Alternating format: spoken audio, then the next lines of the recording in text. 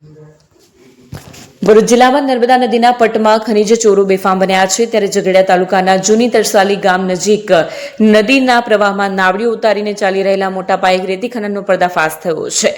જૂની તરસાલી ગામની પ્રાથમિક શાળા નજીક પાછળના ભાગે નર્મદા નદીના પટમાં કેટલાક ભૂમાફિયાઓ દ્વારા યાંત્રિક નાવડીઓ મૂકીને રેતીનું ગેરકાયદેસર ખનન કરવામાં આવી રહ્યું છે.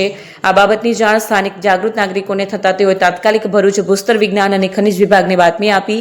સ્થાનિકોની બાતમીના આધારે અધિકારીઓની ટીમે સ્થળ પર દરોડા પાડતા ખનિજ ચોરમાં ફાડ પડી.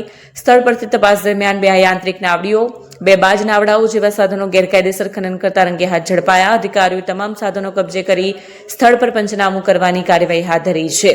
હાલમાં જે તે વિસ્તારમાં રસ્તાનું કામ ચાલુ હોવાથી ભારે ભરખમ ક્રેન ઘટના સ્થળ સુધી પહોંચી શકે તેમ નથી. આ ટેકનિકલ મુશ્કેલીને જોતા તંત્ર દ્વારા બંને યાંત્રિક નાવડીઓ અને બાજ નાવડાઓને સુરક્ષિત રીતે નદી કિનારે લાવીને સ્થળ પર જ સીલ મારવાની કડક કાર્યવાહી કરવામાં આવશે તેવું જાણવા મળ્યું છે. ભૂમાફિયાઓ દ્વારા હાલમાં નવો કિમિયો અપનાવવામાં આવ્યો છે. કોઈપણ વિસ્તારમાં લીઝ હોય પરંતુ નદીના પટમાં જ્યાં રેતી જણાય ત્યાં સરકારી વિસ્તારમાંથી યાંત્રિક નાવડીઓ મોટા બાજ નાવડાઓની મદદ વડે રેતી ઉલેચી બીજા સ્થળે ગેરકાયદેસર રીતે લઈ જવામાં આવે છે અને ત્યાંથી વહન કરવામાં આવતી હોય છે.